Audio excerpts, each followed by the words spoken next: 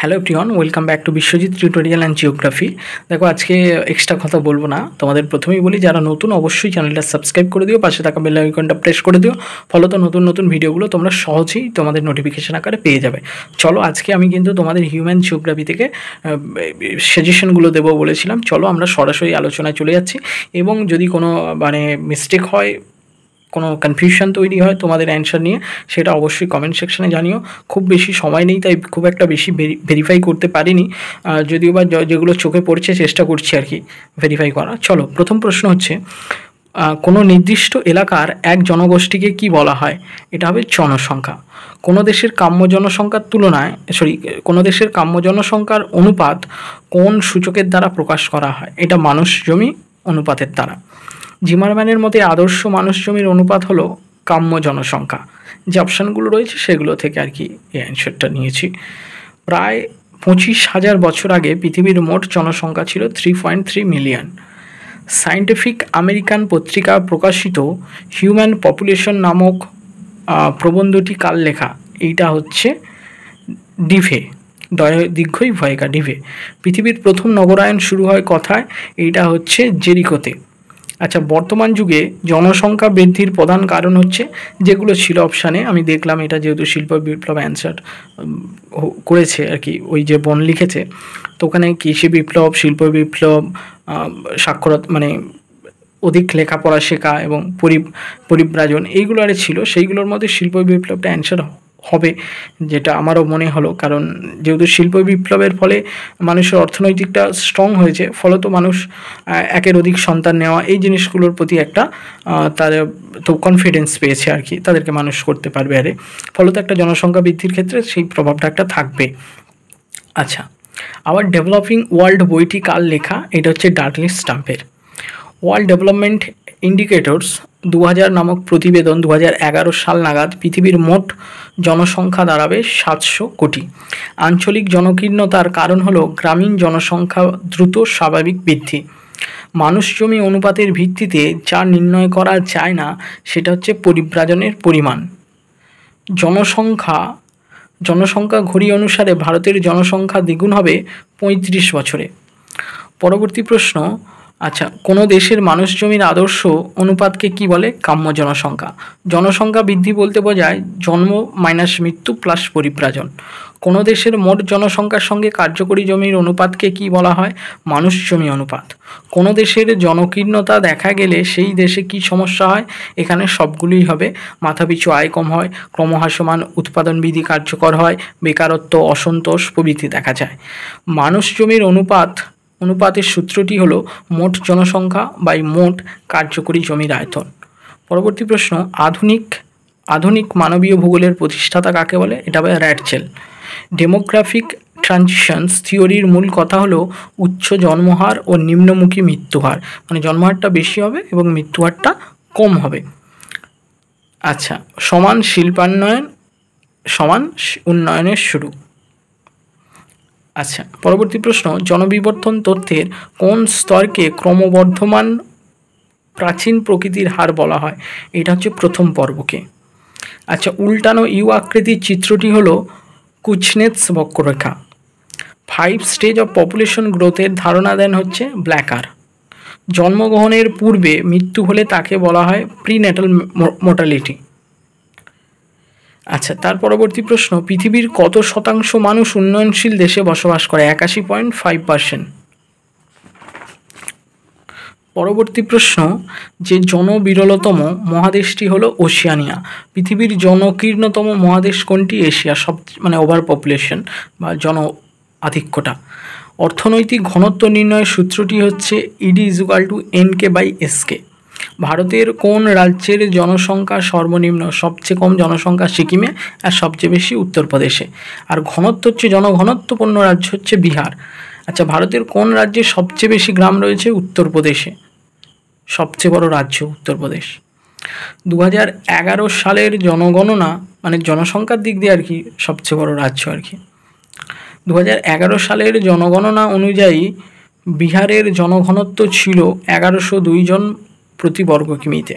অতি নিবিড় ঘনত্বযুক্ত অঞ্চলটি হলো গাঙ্গেয় সমভূমি। ভারতের জনসংখ্যা বৃদ্ধির হার সর্বাধিক বিহার। ভারতের সর্বাধিক জনবিরল রাজ্য হচ্ছে সিকিম। কোন দেশের জনসংখ্যা প্রায় স্থির? এইটা হচ্ছে সবগুলি, জার্মানি, বেলজিয়াম, আমেরিকা যুক্তরাষ্ট্র, এই দেশগুলো। জনকীর্ণতা দেখা যায় জাপানে। জনবিস্ফোরণের কারণ হচ্ছে জনকীর্ণতার ফল। জনকীর্ণতা ওভার পপুলেশন হলেই কিন্তু জনবিস্ফোরণ হয়ে যাবে, তাই তো? আর জনসংখ্যা বেশি হলেই আবার জনবিস্ফোরণ ঘটে যাবে আর কি। জনসংখ্যার ঋণাত্মক বৃদ্ধি দেখা যায় জাপানে। জাপানের গড় আয়ুও বেশি মানুষের। আচ্ছা, বয়স্ক মানুষ বেশি সংখ্যায় থাকে আর কি, যেটা 60+। মানুষ জমি অনুপাত অর্থাৎ মোট জনসংখ্যার তুলনায় মোট কার্যকরী জমির পরিমাণ কম হলে কোন কৃষি পদ্ধতির প্রয়োগ করা হয়? যখনই মানুষ জমির অনুপাত অর্থাৎ মোট জনসংখ্যার তুলনায় মোট কার্যকরী জমির পরিমাণ কম হয়, তখন কিন্তু সেখানে প্রগাঢ় কৃষি পদ্ধতি দেখা যায়। আচ্ছা, বা নিবিড় কৃষি যেটা। ভারতের প্রতি বছর মৃত্যু ঘটে প্রতি 1000 জন জনসংখ্যার মধ্যে 9 জন। ভারতের দ্বিতীয় জনবহুল রাজ্য কোনটি? মহারাষ্ট্র। ডেমোগ্রাফিক ইয়ারবুক কোন সংস্থা প্রকাশ করে? UNO, united nation organisation. প্রজনন শব্দটি কে তার দ্য ডিকশনারি অফ হিউম্যান জিওগ্রাফিতে বলেছেন? জনস্টন। ভারতের কোন বয়সের নারী জাতির প্রজনন ক্ষমতা বেশি? এটা হচ্ছে 20 থেকে 24। তারপর ফার্টিলিটি রেটটা কমতে থাকে আর কি। তো প্রজনন বয়সের নারী জাতির সম্ভাব্য জন্মদানের সক্ষমতাকে বলে ফেকান্ডিটি। ভারতের কোন রাজ্যের লিঙ্গ অনুপাত সর্বনিম্ন? লিঙ্গ অনুপাত হরিয়ানা। এটা খুব ইম্পর্টেন্ট কোশ্চেন, যে কোনো পরীক্ষাতেই, কম্পিটিটিভ পরীক্ষাতেই আসে। ভারতের লিঙ্গ অনুপাত কত? এটা হচ্ছে 1000 জন ছেলের পিছনে, ছেলে প্রতি 940 জন মহিলা থাকে, তাহলে 1000 × 940। গ্রাম অঞ্চলে ভারতের লিঙ্গ অনুপাত কত? 1000 হচ্ছে তোমার 947। শহরে লিঙ্গ অনুপাত ভারতে কত?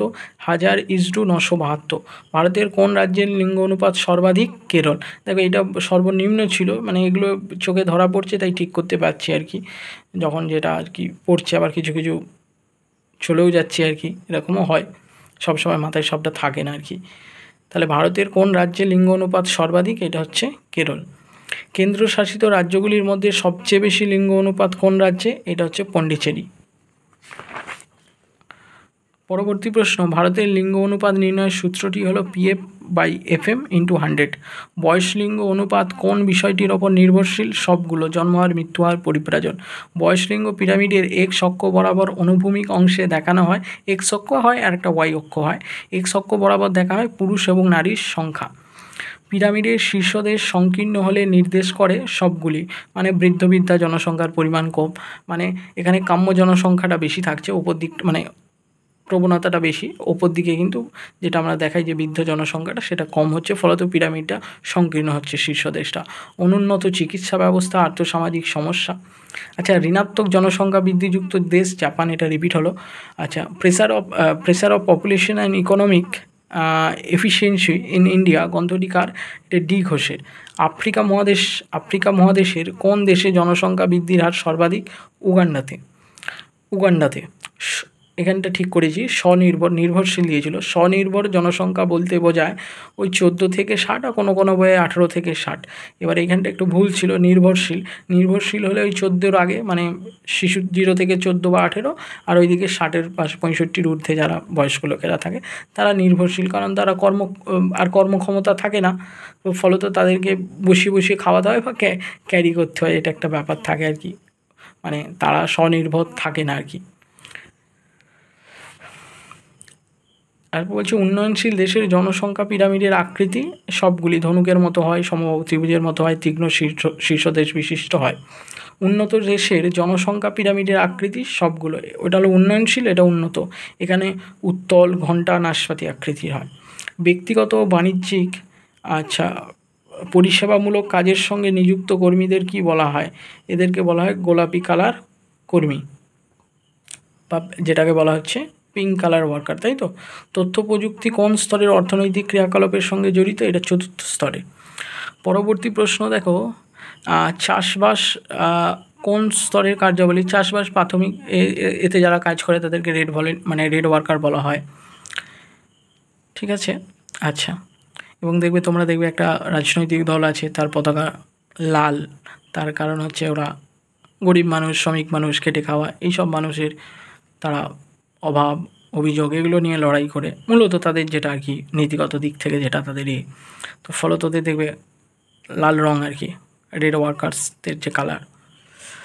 তো দেখো তারপরে প্রশ্ন হচ্ছে, এটা ভুল অ্যান্সার ছিল, আমি ঠিক করার চেষ্টা করি। পিকমি হচ্ছে এটা আফ্রিকার কঙ্গো অববাহিকার যারা বসবাস করে। তারপর আছে অঙ্গিটা হবে আন্দামান। আচ্ছা, টোডা হচ্ছে নীলগিরি পর্বত, তামিলনাড়ু এটা টোডাটা।